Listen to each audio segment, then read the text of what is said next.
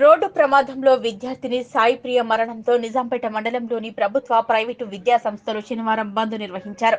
జిల్లా పరిషత్ ఉన్నత పాఠశాల ఇన్ఛార్జ్ ప్రధానోపాధ్యాయులు మహేందర్ మాట్లాడుతూ 9వ తరగతి విద్యార్థిని సాయిప్రియ రోడ్డు ప్రమాదంలో మరణించడం జరిగిందని, ఆమె మరణానికి సంఘీభావంగా విద్యార్థులచే మౌనం పాటించి స్కూల్కు బంద్ ఇవ్వటం జరిగిందన్నారు.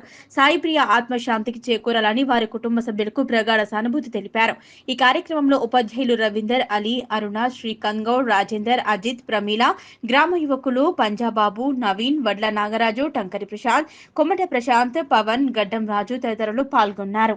జరిగిన యాక్సిడెంట్లో జెడ్పీహెచ్ఎస్ నిజాంపేట పాఠశాలకు చెందిన అమ్మాయి లాగల సాయిప్రియ అనే అమ్మాయి ఘోర రోడ్డు ప్రమాదానికి గురై చావుతోటి పోరాడి మరణించడం జరిగింది. కాబట్టి ఆ అమ్మాయి ఆత్మకు శాంతి చేకూరాలని పాఠశాల తరఫున ఆ అమ్మాయి ఆత్మకు శాంతి చేకూరాలని కోరుకుంటూ ఆమెకు సంతాప సూచకంగా ఈరోజు పాఠశాలకు హాలిడే ప్రకటించడం జరిగింది.